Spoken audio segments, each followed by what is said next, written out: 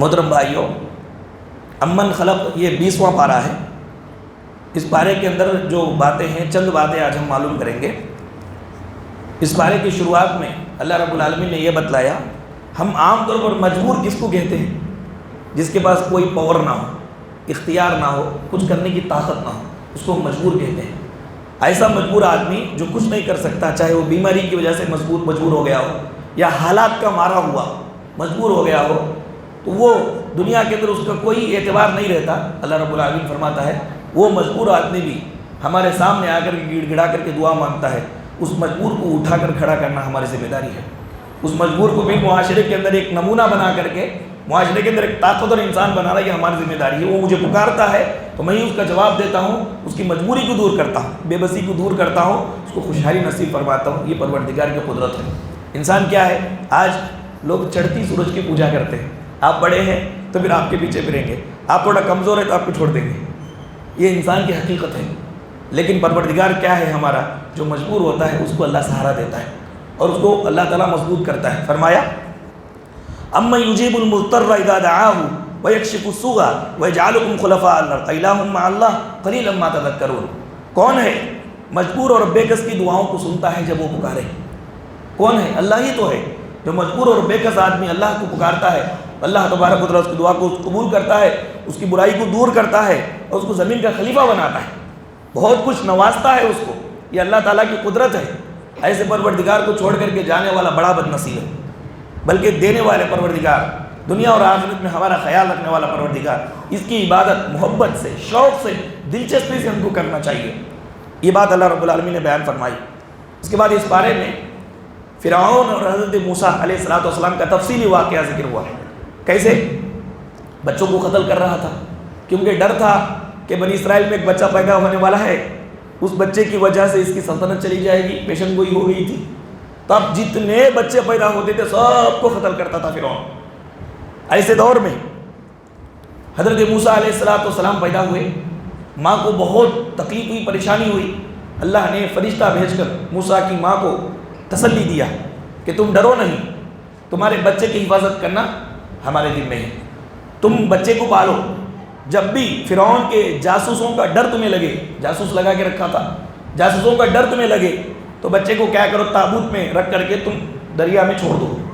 تو موسیٰ کی ماں نے ویسا ہی کیا، ڈر لگا تو تابوت میں رکھا، تابوت نکل کر کے چلا گیا۔ جاتے جاتے فرعون کے دربار کے پاس سے گزرا، فرعون کے جو کارندے تھے اس کو پکڑے، فرعون کے دربار میں لے کے آئے۔ فرعون کی بیوی آسیہ رضی اللہ عنہا نے دیکھا تو بہت خوبصورت بچہ تھا، فرعون مارنے کے لیے آگے بڑھا تو کہا کہ مت ماریے، ہو سکتا ہے کہ اس کو ہم جو ہے اپنا بچہ بنا لیں۔ وہ اپنا انا ربکم الاعلیٰ بولتا تھا، اس کو بچے نہیں تھے، فرعون کو بچے نہیں تھے، وہ بڑا رب بولتا تھا اپنے آپ کو۔ تو کہا آسیہ نے کہ اس کو ہم بچہ بنا لیں گے، وہ ہو سکتا ہے کہ ہمارے آنکھوں کی ٹھنڈک بن جائے، قرۃ عین لی ولک عسیٰ ان ینفعنا، قریب ہے کہ وہ ہم کو نفع دے۔ تو فرعون کی بیوی کی بات کو سن کر کے فرعون نے چھوڑ دیا۔ مفسرین نے لکھا ہے موسیٰ جو بخشے گئے عورت کی وجہ سے، موسیٰ کو جو چھوڑ دیا گیا یہ عورت کی وجہ سے، یہ عورت کی وجہ سے چھوڑ دیا گیا۔ لیکن بعد میں یہی موسیٰ علیہ السلام کے ہاتھوں فرعون غرق ہوا اور فرعون کی حکومت چلی گئی۔ یہ بات اللہ نے فرمایا وَأَوْحَيْنَا إِلَىٰ أُمِّ مُوسَىٰ أَنْ أَرْضِعِيهِ فَإِذَا خِفْتِ عَلَيْهِ فَأَلْقِيهِ فِي الْيَمِّ وَلَا تَخَافِي وَلَا تَحْزَنِي إِنَّا رَادُّوهُ إِلَيْكِ وَجَاعِلُوهُ مِنَ الْمُرْسَلِينَ۔ تو اللہ رب العالمین کا وعدہ تھا موسیٰ کی ماں سے کہ ہم تیرے بچے کو تیرے پاس لوٹائیں گے۔ اللہ تعالیٰ نے لوٹایا۔ کیسے لوٹایا؟ بڑے شان و شوکت کے ساتھ لوٹایا۔ دودھ پلانے والی ماں ہی تھی اور دودھ پلانے پر جو ہے بادشاہ کی طرف سے پیسے ملتے تھے۔ ایسا اللہ تبارک و تعالیٰ کی قدرت ہے، اپنے بچے کو اپنا دودھ پلا رہی ہے لیکن پیسے لے رہی ہے، ایسا انتظام کرتا ہے اللہ تعالیٰ۔ چنانچہ اس کے بعد اس بارے میں موسیٰ اور قارون کا واقعہ ذکر ہوا۔ قرآن پاک میں اور حدیث میں دو لوگوں کا نام لے کر کے لعنت بیان کی گئی ہے، لعنت کی گئی ہے۔ ایک ابو لہب ہے اور ایک یہ قارون ہے۔ ان کا نام لے کر کے لعنت کی گئی اس کے اوپر، تبت یدا ابی لہب وتب۔ کیوں؟ اس لیے کہ یہ نبی کے خاندان سے ہو کر کے نبی کا انکار کرتا تھا۔ تو قارون بھی ایسے تھا، نبی کا انکار کیا، ایمان نہیں لایا۔ تو بنی اسرائیل کی قوم کے جو نیک لوگ تھے ان لوگوں نے قارون کو نصیحت کی، اور یہ نصیحت ہم سب مالداروں کے لیے ہے۔ قارون کو بنی اسرائیل کے نیک لوگوں نے نصیحت فرمائی۔ کیا نصیحت فرمائی؟ کہا کہ دنیا کی چمک دمک پر نہ اتراؤ، اللہ نے جو تم کو دیا ہے دنیا کی چمک دمک پر نہ اتراؤ۔ اللہ کی یاد سے غافل ہونے والی خوشی اللہ کو پسند نہیں ہے۔ یعنی اگر آپ خوش ہیں، ایسے خوش ہیں کہ اللہ کو چھوڑ دے رہے ہیں، تو یہ خوشی اللہ کو پسند نہیں ہے۔ اللہ نے تمہیں مال دیا ہے، اللہ نے تمہیں مال دیا ہے، چنانچہ اللہ تبارک و تعالیٰ کے راستے میں اس مال کو خرچ کرو۔ اور کہا کہ آخرت کی کامیابی کو تم طلب کرو، فضول خرچی اور تکبر کے بغیر اپنی ذات کو بھی فائدہ پہنچاؤ۔ اللہ نے تم پر احسان کیا نا، اللہ کے بندوں پر تم احسان کرو۔ یہ نصیحتیں نیک لوگوں نے قارون سے کی، نہیں مانا، بلکہ اپنے تکبر میں گھمنڈ میں رہا اور یہ کہا کہ یہ سب میں نے اللہ نے مجھے نہیں دیا، بلکہ میں نے اپنے علم سے حاصل کیا۔ انما اوتیتہ علی علم عندی، میرے پاس جو علم ہے، جو صلاحیت ہے، یہ صلاحیت سے میں نے اس کو کمایا۔ اللہ کو غصہ آیا، اللہ رب العالمین نے اس کے سارے سامان کو زمین میں دھسا دیا، سارے سامان کو زمین میں دھسا دیا، زمین میں دھسا کر کے سزا دی۔ فرمایا ان قارون کان من قوم موسیٰ فبغى علیہم وآتیناہ من الکنوز ما ان مفاتحہ لتنوء بالعصبۃ اولي القوہ۔ یہ پوری آیت میں قارون کا ذکر ہے، اور اس کے مال کو اللہ تعالیٰ نے جو دھسا دیا، یہ اللہ تعالیٰ کی نافرمانی، ناشکری کرنے کی وجہ سے۔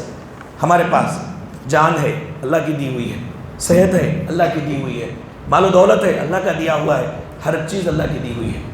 چنانچہ یہ مانگ کر کے اللہ رب العالمین کا حق ادا کرتے رہیں تو اللہ تعالیٰ اور ادا کریں گے۔ یہ لے کر کے آپ یہ سمجھے کہ ہم بہت بڑے ہیں، یہ سب ہمارے محنت سے ہم نے کمایا ہے، ایسا اگر ہم کریں گے تو پھر ایک منٹ نہیں لگتا اللہ رب العالمین یہ سب ہم سے چھین لیں گے۔ اس کے بعد یہ بات بیان فرمایا اللہ تعالیٰ نے، ایمان لانے کے بعد کون ایمان میں مضبوط ہے یا کون جعلی ایمان والا ہے، یعنی بناوٹی ایمان لوگوں کو دکھانے کے لیے ایمان میں ہے، کون مضبوط ایمان والا ہے، یہ بتانے کے لیے اللہ رب العالمین آزمائشیں نازل کرتے ہیں۔ آزمائشوں میں جو کامیاب ہو گیا، اپنے ایمان میں ڈٹا رہا، اللہ اس کے رسول پر مضبوط طریقے سے ایمان رکھ کر کے اسی پر عمل کرتا رہا، تو وہ دنیا اور آخرت میں کامیاب۔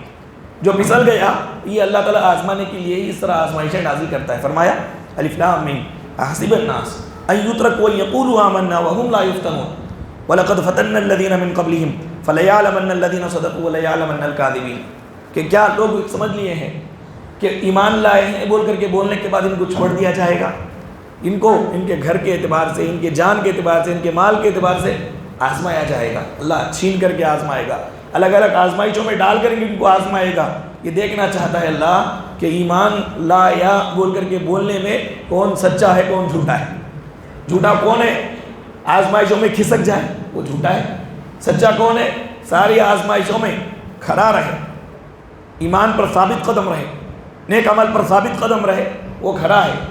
شاعر کہتا ہے آزمائش نشان بندگان محترم، جانچ ہوتی ہے انہی کی جن پہ ہوتا ہے کرم۔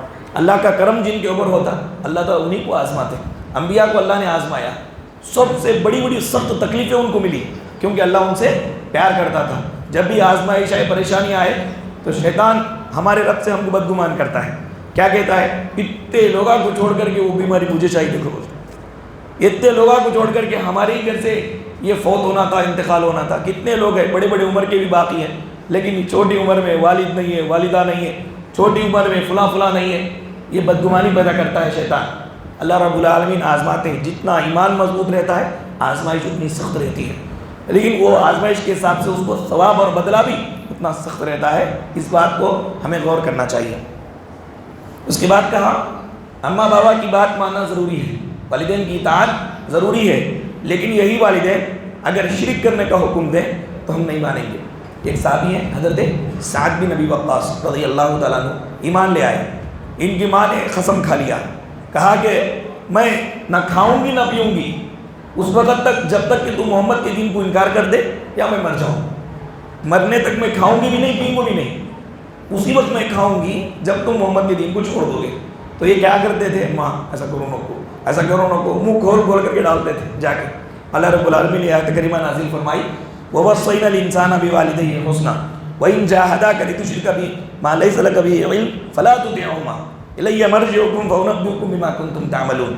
ہم نے انسان کو والدین کے تعلق سے یہ وصیت کی ہے کہ ان کے ساتھ اچھا سلوک کرو، ان کی اطاعت کرو، فرما برداری کرو، لیکن اگر وہ تم سے جھگڑا کرے، میرے ساتھ شرک کرو بول کر کے، تو تم ان کی اطاعت نہ کرو۔ یہ شرک میں ماں باپ کی اطاعت نہیں کرنا ہے، باقی ساری چیزوں میں ماں باپ کا لحاظ کرنا ہے، ان کی اطاعت و فرمانبرداری کرنی ہے۔ اس کے بعد اللہ رب العالمین نے قرآن مجید کے نازل ہونے کا ایک پرپس یہ بھی بتلایا کہ بنی اسرائیل کے جو بڑے بڑے فادر تھے لوگ، علماء، یہ لوگ کیا کرتے تھے؟ آسمانی کتابوں میں، انبیاء کی باتوں میں اور تاریخی روایات میں جو باتیں تھیں، ان باتوں میں کانٹ چھانٹ کر کے انہوں نے جھوٹ موٹ کو لکھ دیا تھا۔ تو قرآن پاک کو اللہ رب العالمین نے اس لیے نازل فرمایا تاکہ بنی اسرائیل کے اندر کے جو علماء اس طرح کا جو کام کیے ان کا پول کھولے۔ تو قرآن آپ دیکھیں، کوئی بھی بات سابقہ کتابوں میں ایک طریقے سے ہے، تورات میں، زبور میں، انجیل میں ایک طریقے سے ہے، لیکن قرآن مجید میں اس کے برعکس دوسرے طریقے سے ہے۔ تو اس کا مطلب یہ ہے کہ وہی موقف، وہی طریقہ درست ہے تو قرآن بیان کرتا ہے۔ اس لیے کہ قرآن کا کام یہ ہے کہ بنی اسرائیل جو جھوٹی باتیں عائد کر لیے تھے، اللہ تعالیٰ اس کو کھول کر کے بیان کرنے کے لیے بھی قرآن کو نازل فرمایا ان هذا القرآن یقص علی بنی اسرائیل اکثر الذی هم فیہ یختلفون۔ بے شک قرآن بنی اسرائیل کے وہ واقعات بیان کرتا ہے جن واقعات میں بنی اسرائیل خود اختلاف میں پڑے ہوئے ہیں، آیا ہے یا نہیں۔ بعد کے لوگوں نے چینج کر لیا۔ ان لوگوں کے پاس ایک بری عادت تھی، دیکھتے تھے کہ کوئی حکم ہو اپنے ذات پر اگر بھاری ہو رہا ہو تو وہاں پہ کانٹ چاٹ کر کے ان کو جو پسند ہے وہ لکھ دیتے تھے۔ چونکہ قرآن مجید کو چھوڑ کر دوسری جتنی بھی آسمانی کتابیں تھیں، اللہ تعالیٰ نے ان کی ذمہ داری نہیں لی تھی حفاظت کی، اس لیے ان کو اختیار تھا، ان کے اوپر ڈالا تھا اللہ تعالیٰ حفاظت کی ذمہ داری۔ انہوں نے کیا کیا؟ بہت کچھ اس کے اندر رد و بدل کر دیا۔ قرآن پاک کو اللہ نے بھیج کر کے وہ سارے کتابوں کا مہیمن بنایا۔ قرآن کیا ہے؟ مہیمن ہے، نگران ہے وہ عقیدوں کا، وہ باتوں کا جو صحیح ہے۔ اب ہم دیکھیں تورات کے اندر ایک بات ہے اور قرآن مجید کے اندر اس بات کے اپوزٹ بات ہے، تو کون سی بات صحیح ہے؟ قرآن مجید کے اندر جو بات ہے وہی بات صحیح ہے، وہ بات اب ان کے لوگوں نے رد کر اس میں تبدیلی کر دی تھی، چنانچہ وہ تبدیل شدہ بات ہے اور قرآن مجید جو بات کرتا ہے وہ صحیح بات ہے۔ اس کے بعد میرے بھائیوں، بڑے لوگ نصیحت کرتے نا، ماننا چاہیے نہیں ماننا چاہیے؟ بڑے لوگوں کی نصیحت میں بڑے فائدے ہیں۔ ایسے ہی پروردگار اگر نصیحت کرے تو اور فائدہ ہے۔ اللہ نصیحت کر رہا ہے، محمد صلی اللہ علیہ وسلم کی زبانی یہ نصیحت ہم سب کے لیے۔ اللہ نے فرمایا انما امرت ان اعبد رب هذه البلدة الذي حرمها وله كل شيء۔ اللہ تعالیٰ نے یہ نصیحت کی ہے رسول کے ذریعے سے ہم کو کہ ہم صرف اور صرف اس کی عبادت کریں اور فرما برداروں میں سے ہو جائیں۔ قرآن کو ہم پڑھیں۔ پھر کہا جو سیدھا راستہ اختیار کرتا ہے کسی اور کو فائدہ نہیں ہے، سیدھا راستے پر چلنے والے کو فائدہ ہے۔ اور کہا جو گمراہ ہو جاتا ہے تو رسول کا کام تو صرف ڈرانا ہے۔ گمراہ ہونے والا گمراہ ہو رہا ہے تو اس کا نقصان وہ پائے گا۔ رسول کا کام کیا ہے؟ صرف اور صرف لوگوں کو صحیح بات بتانا ہے۔ اس کے بعد آخر میں کہا کہ اللہ تعالیٰ عن قریب اپنی نشانیاں تمہیں دکھائے گا جس سے تم پہچان لو گے کہ اللہ رب العالمین حق ہے، اس کا دین حق ہے، قرآن پاک حق ہے۔ یہ بات اللہ تعالیٰ نے بیان فرمائی۔ آخر میں کہا اب ہم اللہ کی عبادت کر رہے ہیں، ہمارے پاس ٹھوس دلیل ہے، قرآن کی دلیل ہے، حدیث کی دلیل ہے، اس کو کاٹنے والا کوئی نہیں ہے۔ قرآن حدیث کو کاٹنے والا کوئی نہیں ہے، قیامت کی صبح تک اس کو یہ غلط ہے بول کر کے ثابت کرنے والا کوئی نہیں ہے۔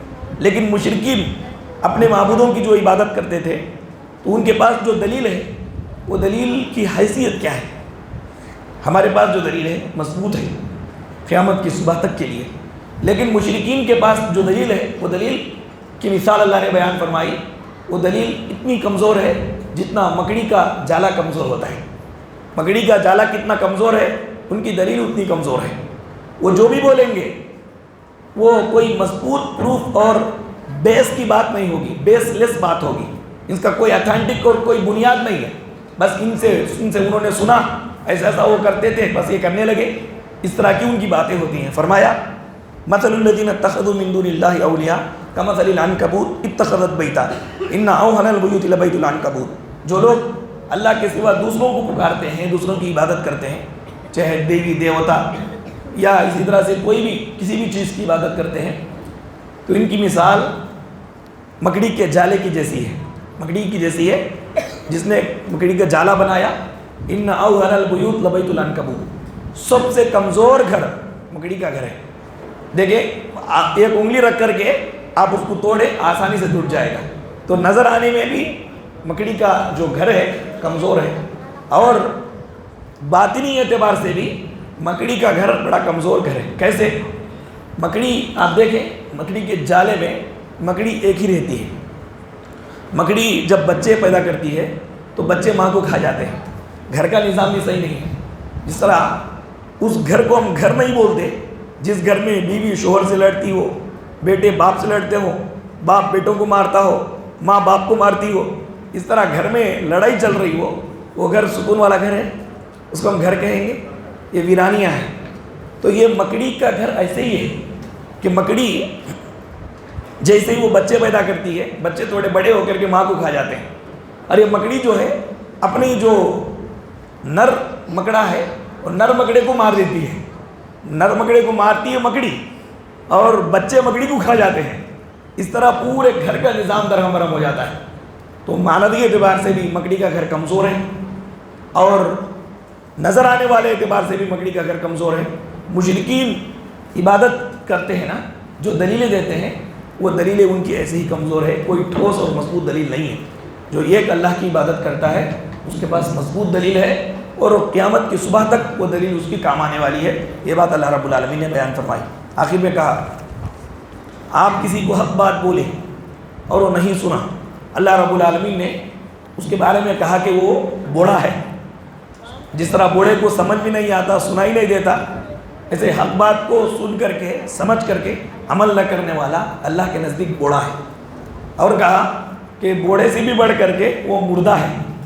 جس طرح مردہ پڑا ہوا ہے, آپ کتنی بھی لاجک کی باتیں, حق کی باتیں, قرآن کی باتیں اس کے سامنے بولو, کیا سنے گا؟ وہ مردہ ہے. وہ اللہ نے فرمایا حق بات کو سن کر کے عمل نہ کرنے والا یہ مردے کے جیسا ہے یا بوڑھے کے جیسا ہے جس کو آپ سنانا بیکار ہے. تو حق بات آپ کو معلوم ہو اس پر عمل کرنا چاہیے. آخر میں کہا اسرافیل علیہ السلام سور پھونکیں گے. علماء نے سور کی 3 قسمیں بیان فرمائی. ایک سور ہے نفخۃ الفزع. جیسے ہی سور پھونکا جائے گا سب لوگ گھبرائے جائیں گے. اللہ تعالیٰ جن کو محفوظ رکھے گا وہی محفوظ رہیں گے, باقی سب گھبراہٹ میں مبتلا ہو جائیں گے. اور دوسرا سور ہے نفخۃ الصعق. جیسے ہی یہ سور پھونکا جائے گا سارے لوگ بے ہوش ہو جائیں گے, سب لوگ مر جائیں گے. اور تیسرا سور ہے نفخۃ البعث. یہ سور جب سے پھونکا جائے گا سارے لوگ قبروں سے اٹھ کر کے میدان محشر کے اندر جمع ہو جائیں گے. یہ 3 سوروں کا تذکرہ اس پارے کے اندر اللہ رب العالمین نے بیان فرمایا ہے, اور بہت ساری باتیں اس پارے کے اندر اللہ نے بیان فرمائی ہے. اللہ تعالیٰ سے دعا ہے کہ اللہ رب العالمین ہم تمام لوگوں کو قرآن احکامات پر عمل کرنے کی توفیق عطا فرمائے, اور ہمارے روزوں کو اللہ قبول فرمائے, ہماری باتوں کو قبول فرمائے. یہ رات اگر لیلۃ القدر ہے اللہ تعالیٰ اس کی برکتیں ہمیں عطا فرمائے, اور ہماری چھوٹی موٹی باتوں کو اللہ قبول فرمائے, ہماری دعاؤں کو قبول فرمائے. ہمیں عبادات زیادہ سے زیادہ اکیلے انفرادی طور پر عبادت کرنے کی ہمیں توفیق عطا فرمائے. آمین. وآخر دعوانا الحمدللہ رب العالمین. انفرادی عبادات کریں, اس کی اہمیت ہے. بات چیت نہ کریں, کسی سے بات چیت نہ کریں. انفرادی طور پر آپ نمازیں پڑھیں, قرآن پڑھیں, دعائیں کریں, یہ سب یہ کام کریں. عجیب بات کیا ہے, ہم لوگ, آپ کا ایک بزنس ہے اور آپ کو اگر میں بولا کہ مجھے آپ کے بزنس میں شریک کر لو تو ڈر جاتے ہیں. نہیں, پھر وہ آدھا دینا پڑتا. کوئی اپنے بزنس میں کسی کو شریک کرنا نہیں چاہتا, لیکن جب یہ عبادت کمانے کا موقع تھا تو سب شریک کر لیتے ہیں آپس میں. اب دیکھیں اس طرح بیٹھے ہوئے سب اس طرح یہ سب کیا ہے, مشترک ہے. یہ بزنس کیا ہے, یہ اشتراکیت کا ہے, پارٹنرز کا ہے. جب آپ اکیلے عبادت کریں گے تو آپ کا کمایا ہوا آپ کو ملے گا, جو آپ کماتے ہیں وہ آپ کو ملے گا. تو جس طرح دنیاوی اعتبار سے آپ کا کمایا ہوا کسی کو آپ دینا نہیں چاہتے یا آپ کسی کو اس میں انٹر کرنا نہیں چاہتے, تو یہ انفرادی عبادت میں بھی کسی کو انٹر نہ کریں. یہ اصل عبادت ہے جو ہمارے قبر میں اور موت کے بعد اور ہمارے آخرت میں کام آنے والی ہے. یقین کے ساتھ عبادت کریں, اللہ رب العالمین ضرور اس کا بدلہ دیں گے. اللہ تعالی ہم سب لوگوں کو اس میں عمل کی توفیق عطا فرمائے. آمین. وآخر دعوانا الحمدللہ رب العالمین.